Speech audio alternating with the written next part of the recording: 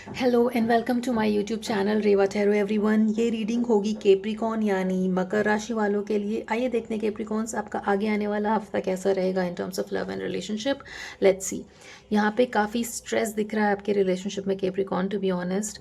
हो सकता है ड्रास्टिकली अनएक्सपेक्टेडली कोई चीज़ें जो अच्छी चल रही थी आपके रिलेशनशिप में उसमें ब्रेक आया हो या एंड आया हो, क्योंकि यहाँ पे रिकॉलिंग का कार्ड है, एक दूसरे को मिस करना, रिलेशनशिप को उस तरीके से सोशली एक्सेप्ट नहीं करना या कमिटमेंट नहीं देना, ऐसी एनर्जीज भी हैं। Now this is general reading, so take it how it resonates, right.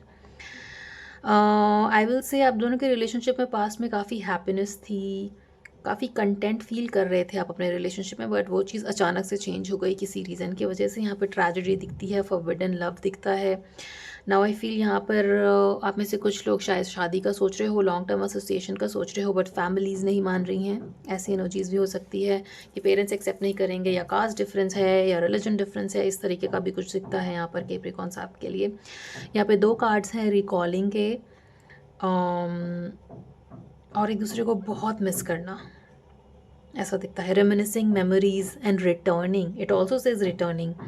Now यहाँ पे रिकॉलिंग भी है और एंजल का कार्ड यहाँ पर रिकवरी का भी है।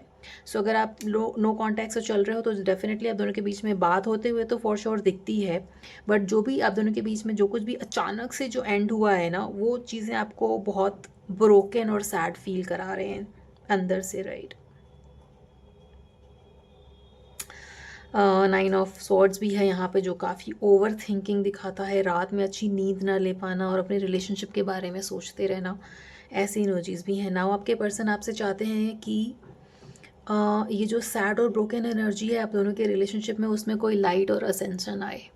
या आप दोनों में से किसी एक की एनर्जी हो सकती है, आप दोनों में से कोई एक ऐसा है जो चाहता है इस रिलेशनशिप में बने रहना, इस रिलेशनशिप में वो लाइट और लाइफ और जो हैप्पीनेस थी उसको वापस से लाना, है ना।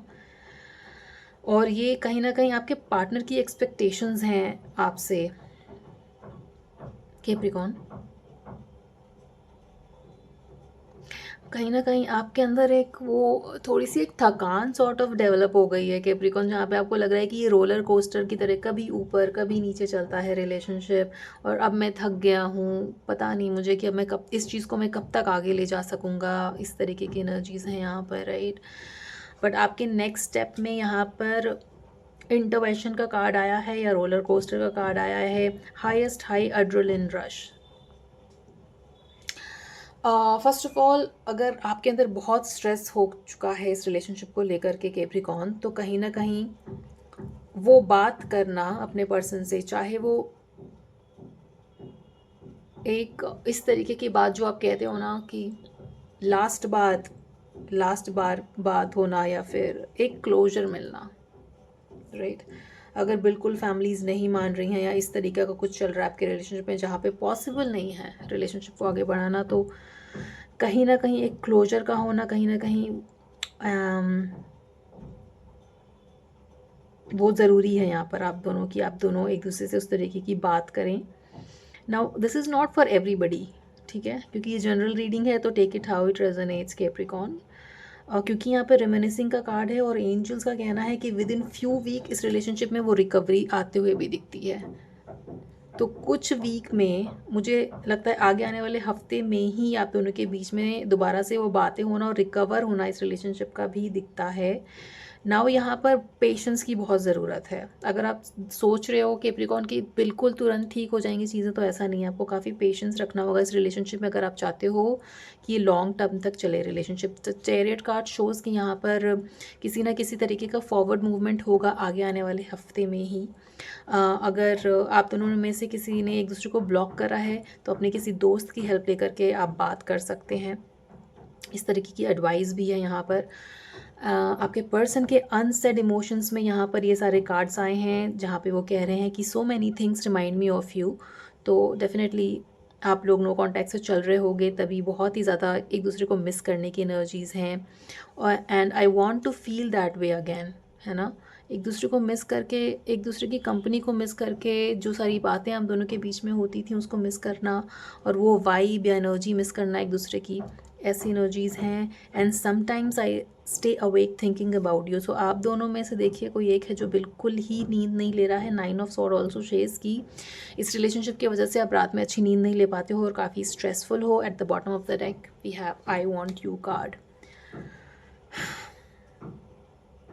आप में से कुछ लोगों ने कम्प्लीटली होप गिव अप कर दिया है इस रिलेशनशिप को लेकर Capricorn, as I can see. But other group of people जो चाहते हैं कि ये रिलेशनशिप उस तरीके से बना रहे, किसी थर्ड पर्सन को इन्वॉल्व करके बात को आगे बढ़ाया जाए। If you guys have blocked each other, तो वो यहाँ पर होते हुए दिखता है कमिंग फ्यूचर में आपके लिए। Because angels card is showing recovery and within the next few weeks. तो अगर आप चाह रहे हो एक लॉन्ग टर्म एसोसिएशन अपने पर्सन के साथ, तो ये आगे आने वाले कुछ हफ्ते में हो सकता है। सितंबर के एंड से लेकर अक्टूबर के स्टार्टिंग तक का आपको थोड़ा वेट करना होगा कैप्रिकॉर्न, अगर आप एक लॉन्ग टर्म एसोसिएशन बनाए रखना चाह रहे हैं अपने पर्सन के साथ, तो है ना। और ये होते हुए आप रिकवरी होते हुए दिखती है आप लोगों के लिए, क्योंकि कहीं ना कहीं आपके पर्सन आपको चाहते हैं वापस पाना और चैरियट की तरह आगे बढ़ के इन चीज़ों को सॉल्व करना, है ना, और दोबारा से वो हैप्पीनेस को लाना।